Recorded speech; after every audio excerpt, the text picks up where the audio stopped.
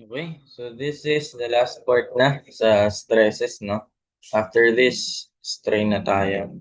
So, introan muna natin yung sa thin-walled pressured vessels. So, basically, parang combined stress lang din to.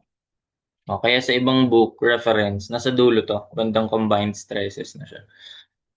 So, ayan. So, given a cylindrical tank daw, carrying a gas fluid under pressure P, pinangalan natin as yung unit niyan standard na metric, pascals, Newton per square meter, is subjected to tensile forces which resist bursting. Okay, yung bursting mangyari both sa, ayun, either sa longitudinal, yung along the length niya. Kaya along the length.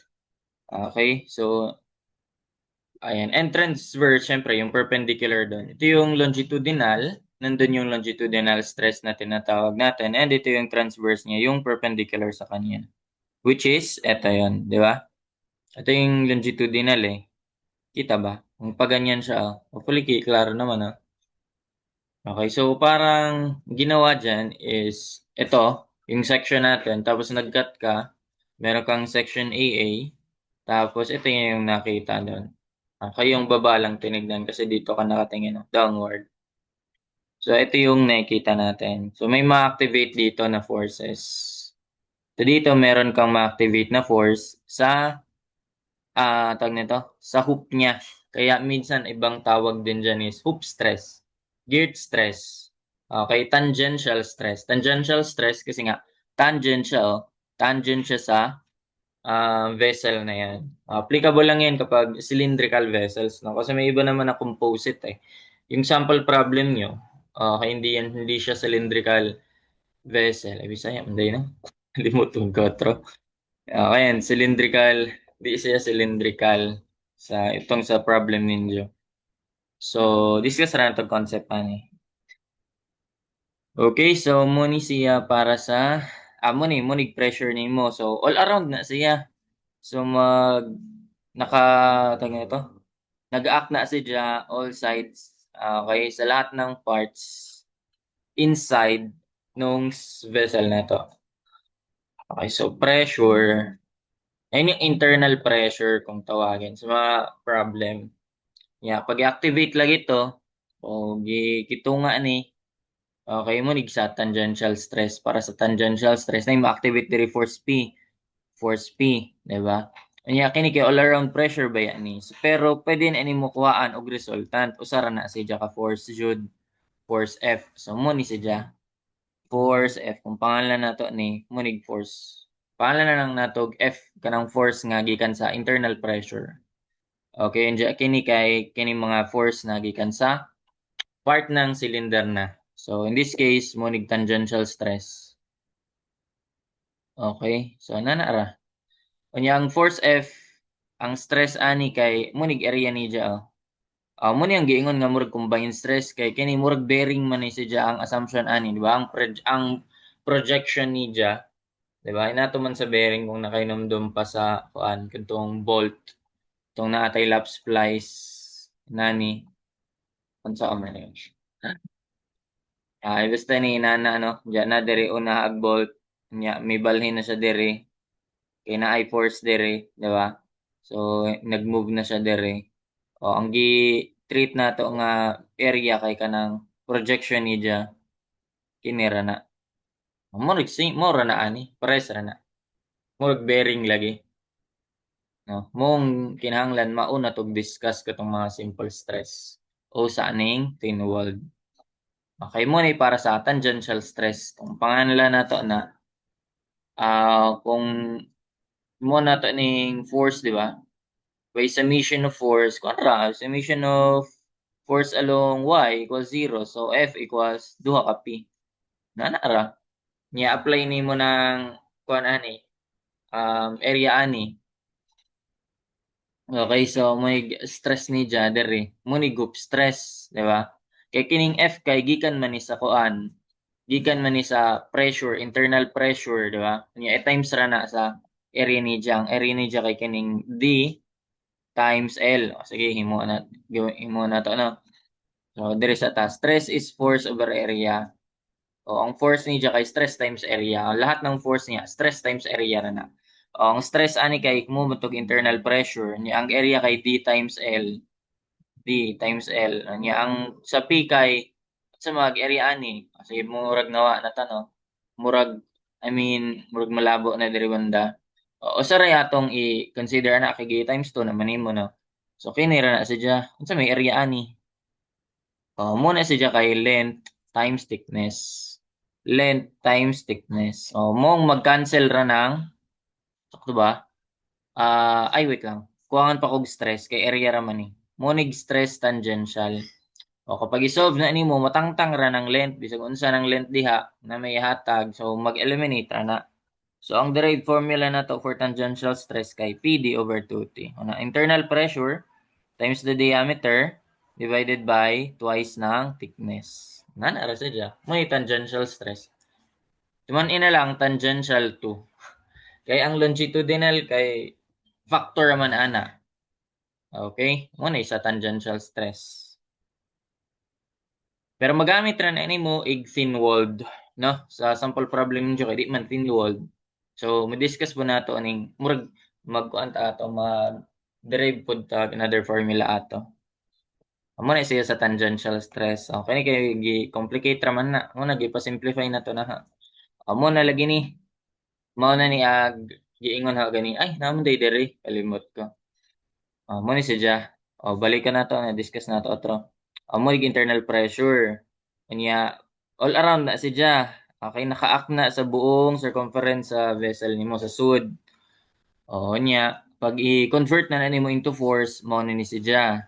Pressure times kanang diameter area ra, di ba? Rectangular area ra na, diameter times length niya. Ano ni?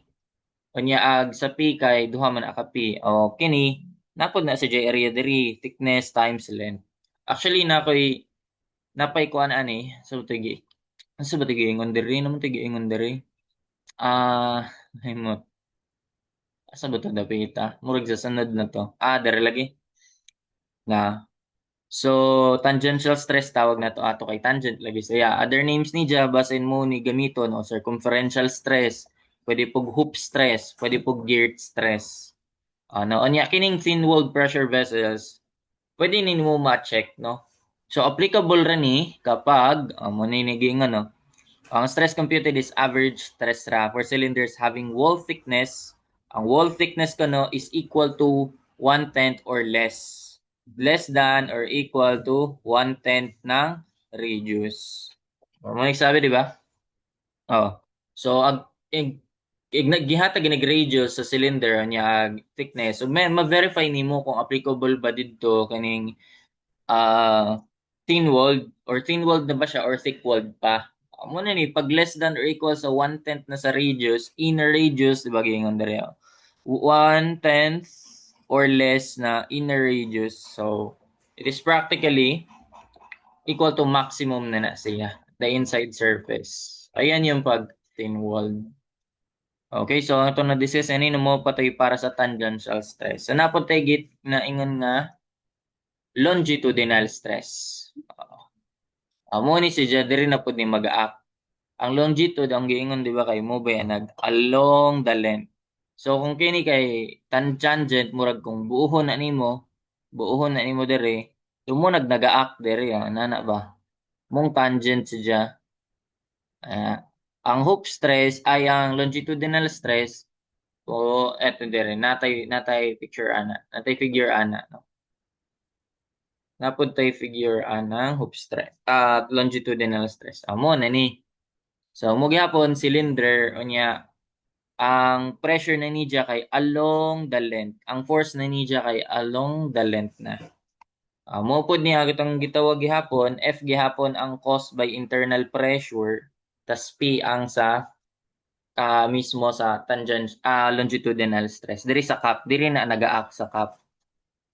Diri na siya. Mura mag nay kuan ba nay takob ba? Takob sa cylindrical vessel mo na siya. So ang force gani kay kanang shaded region. So mo na nagdaya buong diameter ng murag inner diameter sa vessel. no? So muna atong force P. Mura gyapon ganina kay summation forces along y, no? Karon summation forces along x pod ta kay perpendicular ba yan na sila. So may nata ni kay force ug force due to internal pressure ug kining force due to longitudinal stress nata. O F equals P na lang, no? Ang force F nato kay gikan sa stress na internal pressure times sa area nga kining sa bilog. So that's pi over 4 times diameter squared. Okay, and then ang sa internal pressure nato, I mean force P, capital P din ha. Kay kining mga capital nga letter, force na siya. Pag lowercase mo nag-stress. Okay? Minimum internal maximum internal pressure, di ba mo naging ano? Internal pressure, lowercase p na. Amora na atong kuan ani rules dere. Kay natay kinahanglan nga i-state nga rules manggod pag mag-solve ta ng strength of materials. Diya, consistent na siyang gamiton all throughout the solution. Di ka pwede pa bago-bago. Murag sa sign convention pod ba? Nanaara siya. So, ang force P kay ano man pod ni, no? Sigma, mo ning sigma due to longitudinal na ni AL man day na. Murag way angay pag inanag L, no? I-cursive na lang nato.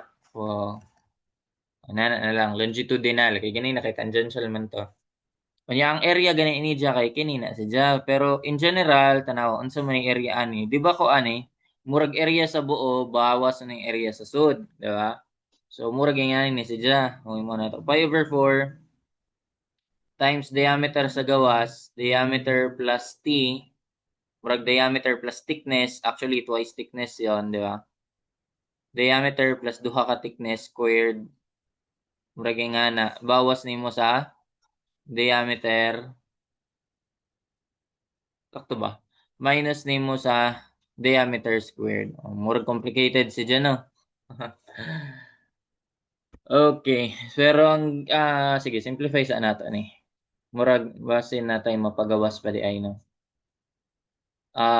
Pi over 4, no? Nya, kini kay diameter squared. Kung ano rin, kanang, sa ganina, square of binomial, a squared plus, kung ano man times t, no? A squared times twice ng product na 2 times 2, 4 dt. 4 dt. Kanya plus 4 times 2 times 2, 4 times t times t, t squared. Tama? 2, ayun, 4t squared then minus d squared. O, nag-cancel din ng d squared. Mawara din ng d squared. O, pag mawa ng d squared, ang nahibilyan nini mo kay 4 dt, 4t squared. So, pag simplify na nimo, pi over 4, 4 dt, kining t square, di ba? Ingon, sobrang gamay na ni. Less than 1/10 na na sa radius, di ba? Ndiya square pa, hindi mo gamay na naadala, lalo. Di ibig sabihin, mag-a-approach na ni, murag negligible na ni sa dya, 0. So, mo ni atong assumption, ani. Kay kung idagdag na ni mo, wa man gaano influence food, wa na gaano magbago sa value ba? Pero ara ma-simplify gani, eliminate na lang sa dya, di ba? So, naibili na lang kining 4 dt. So, 4 divided by 4, pi dt. Ang muna naag formula na to. Pi dt. No, di ba? Ginanara. So, na-derive naman na to. Naratay eliminate. Kay negligible na lagi sa dyan. Nanara. So, ang area na po dito kay pi dt. O niya, solve na nato si sigma L. Actually, wa na length din no. Kay puro bilog naman atong gigamit. Pero mapansin mo kay d squared dere, d po dere. So usa ra man na atong kinahanglan nga root ana nya positive ra pod. So mag-cancel ra ng d dere.